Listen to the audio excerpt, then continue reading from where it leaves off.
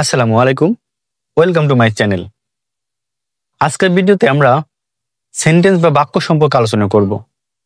এই ভিডিওতে আমরা জানব what is sentence, parts of sentence and kinds of sentence. চলুন শুরু করি। প্রথমে আমরা জানব সেন্টেন্স কি। কতগুলো ওয়ার্ড বা শব্দ সমষ্টি পাশাপাশি বসে যদি মনের ভাব সম্পূর্ণরূপে প্রকাশ করে তবে তাকে সেন্টেন্স বা বাক্য বলে।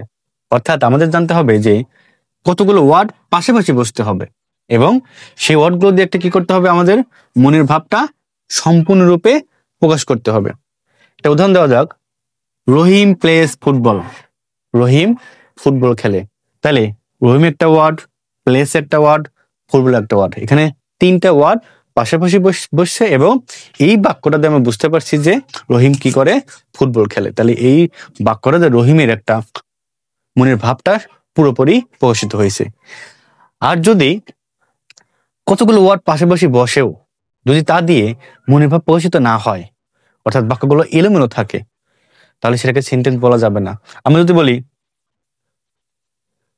ফুটবল পেলে, এখানে কিন্তু দুইটি ওয়ার্ড একত্রে বইছে, কিন্তু এই ওয়ার্ডটা গুলো দিয়ে কোনো মনের ভাব প্রকাশিত হয় না, তাহলে এগুলোকে সেন্টেন্স বলা যাবে না। তাহলে সেন্টেন্স হতে কি করতে হবে, কতগুলো ওয়ার্ড পাশাপাশি বসে এবং মনের ভাবটা সম্পূর্ণরূপে প্রকাশিত হতে হবে। এখন আমরা পার্টস অফ সেন্টেন্স সম্পর্কে জানবো। পার্টস অফ সেন্টেন্স অর্থ বাক্যের অংশ। আমরা জানি প্রতিটা সেন্টেন্সের মধ্যে দুটি অংশ থাকে, একটা সাবজেক্ট উদ্দেশ্য, প্রেডিকেট বিধেয়।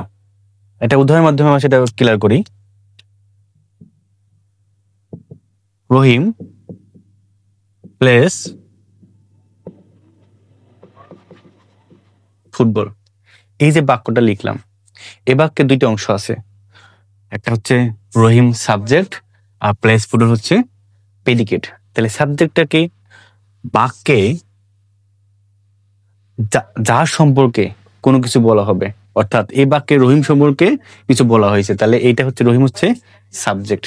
এবং প্রেডিকেটটা কি, রহিম সাবজেক্ট সম্পর্কে যা কিছু বলা হবে, তাই রহিম সম্পর্কে বলা হয়েছে কি, প্লেস ফুটবল, ফুটবল খেলে। তাহলে বুঝতে পারলাম কি, যা সম্পর্কে কিছু বলা হবে সেটা সাবজেক্ট এবং সাবজেক্ট সম্পর্কে যা কিছু বলা হবে সেটা প্রেডিকেট। আচ্ছা, এখন আমরা আসি যে কম্পোনেন্টস অফ সেন্টেন্স, অর্থাৎ বাক্যের উপাদান। বাক্যে কয়েকটা উপাদান আছে, তার মধ্যে সাবজেক্ট, ভার্ব, অবজেক্ট, কমপ্লিমেন্ট, এগুলো বেশি গুরুত্বপূর্ণ। এখন আমরা জানবো কাইন্ডস অফ সেন্টেন্স, অর্থাৎ সেন্টেন্সের প্রকারভেদ সম্পর্কে আলোচনা করব। সেন্টেন্সের দুই ধরনের প্রকারভেদ হয়, একটা অ্যাকর্ডিং টু মিনিং এবং অ্যাকর্ডিং টু স্ট্রাকচার। প্রথমে আমরা অ্যাকর্ডিং টু মিনিং অর্থাৎ অর্থবোধের সেন্টেন্স 5 প্রকার সেই সম্পর্কে জানব। নাম্বার 1 অ্যাসার্টিভ সেন্টেন্স বা বিবৃতিমূলক বাক্য।